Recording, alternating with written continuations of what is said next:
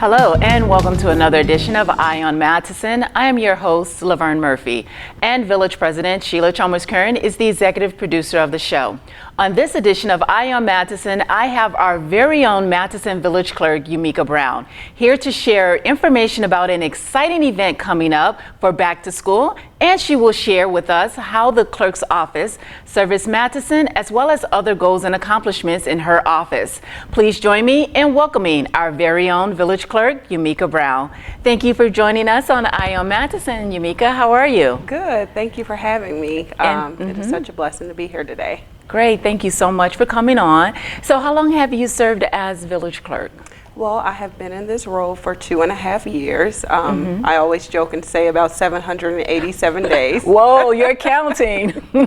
Okay, good deal. So what inspires you the most about being a village clerk? Well, when my husband and I decided to settle here, I knew that I wanted to really be involved in the community. Okay. So being the village clerk has allowed me to be in an intricate role where I can give back to this community. So I'm very excited about that. Okay, great. And I know your department, some people may not be aware what the village clerk's office serve and for our Matteson residents.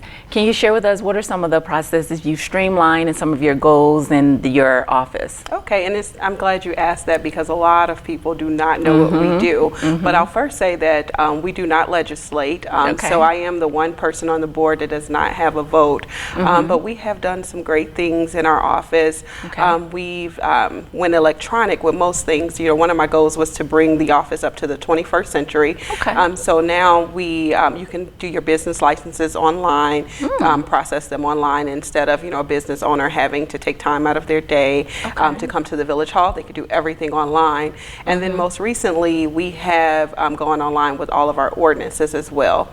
So now they are searchable. You can download them in PDF or Word, email them to someone. So I think that helps with transparency in the village by giving our residents access to information. Right, and so that's great that everything is at their fingertips because sometimes residents just don't know. So if music is being played too loud, they can go on and say, is there an ordinance for loud music and find that information. And before, they would have that question, but the information wasn't searchable. So you can put in the keyword search loud music and it'll bring up anything related to loud music. So I think it makes things a lot easier for our residents. So we're very excited to be able to offer that level of transparency and access. Right. Well, wow, that's great. And so then what are some of your goals as you move forward in your role?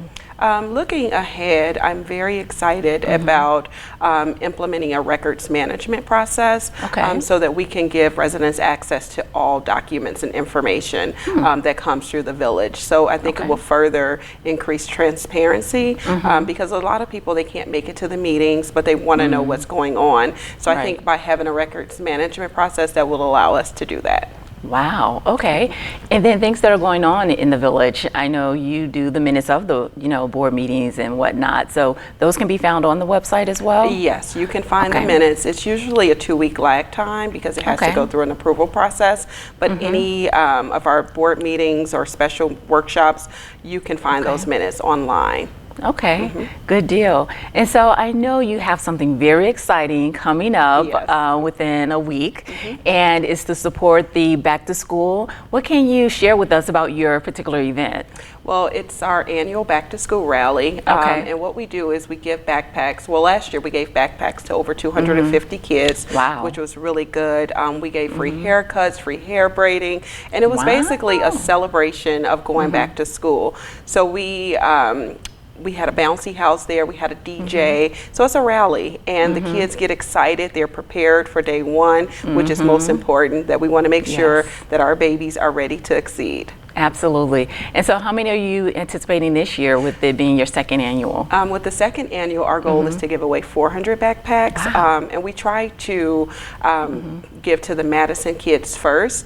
But we do get other kids from outside of Matteson, but we want to help anyone that we can. Wow, and that's good to know. And I know it benefits the parents as well. Yes. What do you see as this event being beneficial to parents? Well, it takes the stress off of parents. Me being a parent, I have one child, so it's a lot easier than some parents. They have 4 or 5 kids. Right. And there's a misnomer that in this community we don't need help.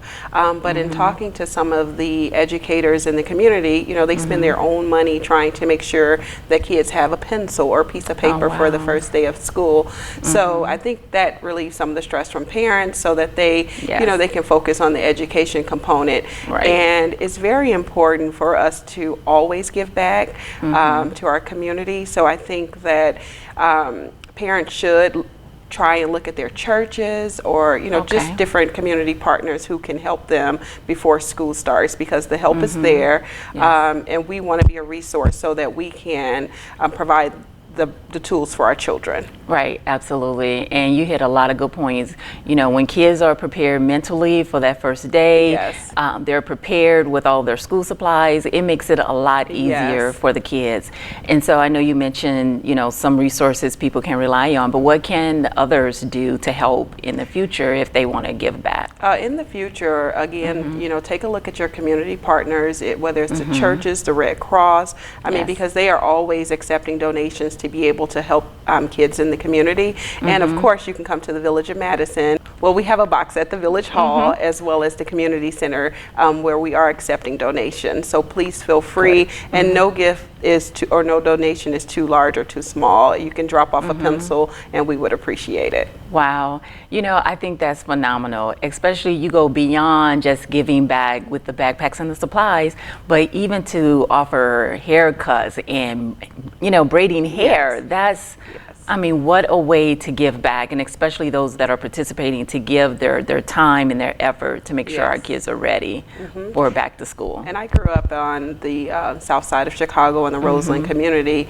and myself and some of my other classmates and friends, you know, we know what it's like when school starts and what stresses that put on our parents. So it is very important for me to make sure that I can help as many kids as I can, because I've been there when school started and it's like, oh crap, how am I going to provide for my kids? So I just want to make sure that I do my part in the community, and I encourage others to do the same. Yes, and it sounds like that's where you got your inspiration for the event, because you've had that experience. And so you want to be able to make sure that no one, as much as you want to touch as many kids, that they don't feel the way that you've kind of felt, you know. So I mean, that's great, and that's where a lot of things come from and generate as far as giving back to the community. Because it comes from life experiences. Humble beginnings. There you go. And you don't live in them, but you move past them, and then you be a blessing to someone else. You know, and speaking of humble beginnings, share us a little bit about, you know, your background, and tell us a little bit about Clerk Brown. Okay. Well, I am the oldest of 5 children. I reside here in Matteson with my husband, Corey, and my son, Khalil. The most important thing to me is family, which, as we all know, community is the bedrock of family. So I work for the American Library Association, where I am a program officer for a subsidiary, the Freedom to Read Foundation.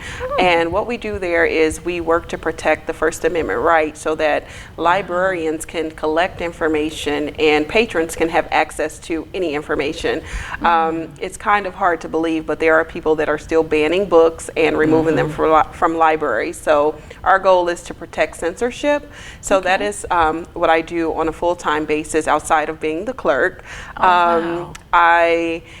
I love this community. I'm excited about the direction that it's headed, and I'm looking forward to doing many, many more things here as well.